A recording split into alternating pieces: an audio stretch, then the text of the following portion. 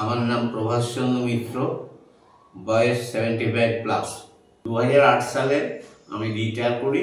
2008 সালের রিটায়ারের পরে থেকে আমার পায়ের যন্ত্রণা, পায়ের ব্যথা অনুভব করি এবং সেই সময় থেকে আমি হাঁটাচলা, সিঁড়ি ভাঙা এগুলো আমি প্রচণ্ড অসুবিধে হতো।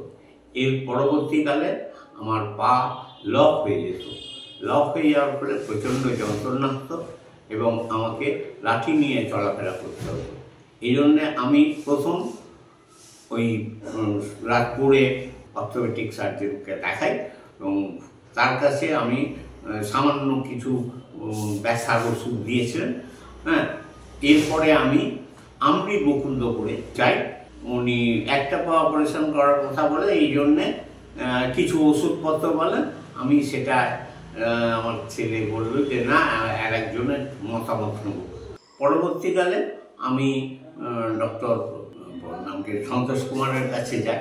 সন্তোষ কুমারের কাছে কি আমার যেটা সবচেয়ে ভালো লাগলো যে ওনার সুন্দর ব্যবহার, এত সুন্দর ব্যবহার, সেই ব্যবহারে আমি আকৃষ্ট হই এবং আমি সম্মত হই যে এখান থেকে রোবোটিক সার্জারির মধ্যে অপারেশন করব।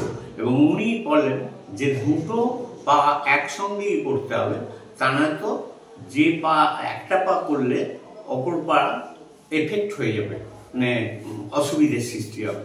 সেই জন্য দুটো পা একসঙ্গে করতে হবে, তাতে আমি সম্মত হই। এবং আমার ভাইজি ছিল, ভাইজি তাপসী মিত্র, যে ওখানকার স্টাফ সিস্টার পেডিয়াট্রিক ডিপার্টমেন্টে, সে বলল যে এখান থেকে এ করে না। পরবর্তীকালে আমাকে উনি ডেট দেন জুলাই মাসের 6 তারিখে অপারেশনে। সেই জন্য আমি 5ই জুলাই 2023-এ ভর্তি হই। অপারেশনের পরে আমাকে 2 দিন আইসিইউতে রাখা হয়েছিল এবং তাতে আমি কোনো যন্ত্রণা বা ব্যথা অনুভব করিনি। অপারেশনের ঠিক 5 দিন বাদে ওয়াকার নিয়ে আমাকে হসপিটালের মধ্যে হাঁটায়। 10 দিন বাদে স্টিচ কাটা হয়। বাড়িতে এসে ফিজিওথেরাপি করে। হ্যাঁ, ওখানে ওটা এসকেই বেলভিউ থেকেই ঠিক করে দিয়েছে।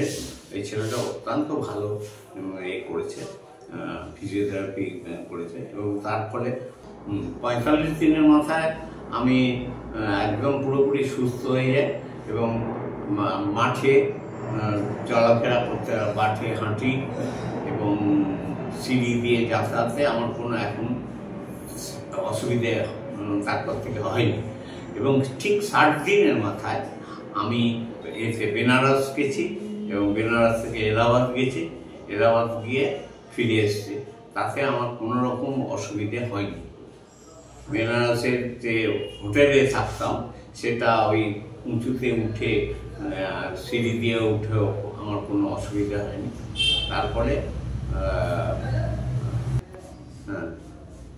বেনারসের যে হোটেলে ছিলাম সেটা হচ্ছে 4 তলার উপরে, সিঁড়ি দিয়ে হেঁটে সেই 4 তলার উপরে গেছি।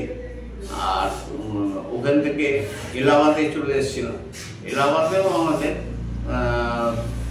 আসতে বা করতে কোনো অসুবিধা হয়নি, ট্রেনে বা গাড়িতে কোনো অসুবিধা হয়নি। আর তারপর থেকে আমি মোটামুটি নিয়মিত ব্যায়াম করি এবং পায়ে আমার এখন কোনো সমস্যা নেই। ডক্টর সন্তোষ কুমারকে এই জন্যে ধন্যবাদ জানাবো। এখন আমিও নিয়মিত ব্যায়াম করে যাচ্ছি এবং এখন আমার কোনো অসুবিধে হচ্ছে না।